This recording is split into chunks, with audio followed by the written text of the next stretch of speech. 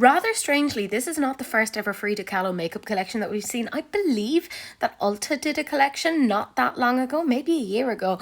But now we have one by SHEGLAM, and as always, I took pictures from Makeup Release Radar. Let's get into this one. If you don't know who Frida Kahlo was, she was an incredibly gifted Mexican artist. She unfortunately died at the age of 47, but I am kind of wondering what the story is with her estate, because they've been letting a lot of collaborations like this go by, and it just seems a little bit odd to me. Now, looking at this on the surface, it looks really quite pretty. I gotta say, SHEGLAM present their stuff really, really nicely, but there's some weird bits to this. If, however, the full collection is interesting to you, it is retailing for $46.99.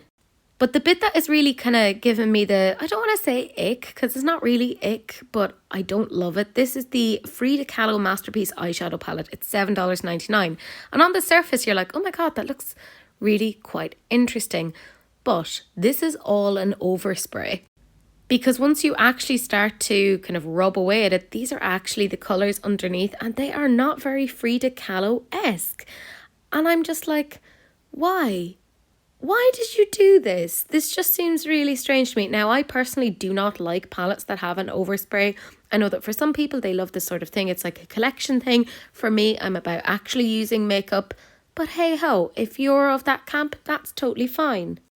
I will say, however, that the swatches look very, very pretty, very wearable, very everyday. I've nothing against that. I can see people getting some great use out of that palette, but I just wish they hadn't done an overspray. But then in another picture, the swatches just look kind of like, wah, wah, like not that interesting to me. They look very unidimensional, I guess.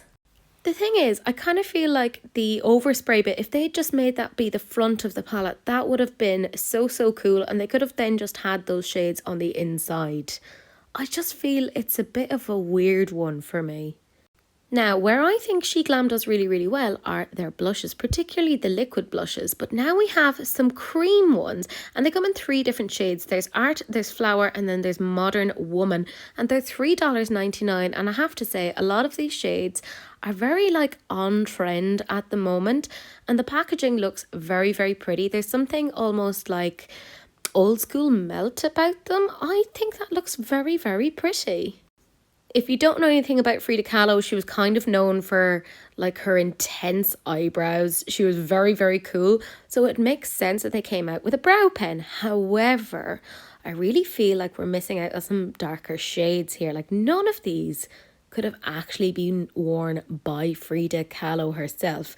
That being said, I know quite a few people really enjoy the existing SHEGLAM brow pens, so if they've used a similar sort of thing for that, then fantastic. I believe this is liquid, so they're $2.99 each. They're not going to break the bank, and if that is the sort of effect you're going to get from them, it does look quite nice.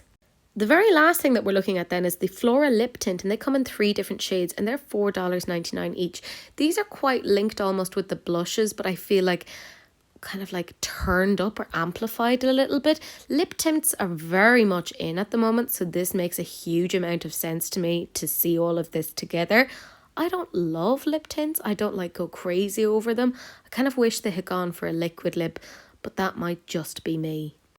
For me, I really feel that there are some good points to this collection, but then there are some like really, really odd bits. You know I'm talking about that eyeshadow palette. So what do I think of this? I actually feel like their quality in general isn't that bad. And for people who really can't afford high-end beauty, it's nice that they have this sort of like an option for them. Do I necessarily think I will get this? No. It just ain't for me. There's like components that I like, but not enough to be like, oh, I shall go off and buy this right now. I'm fine. I've loads in my collection.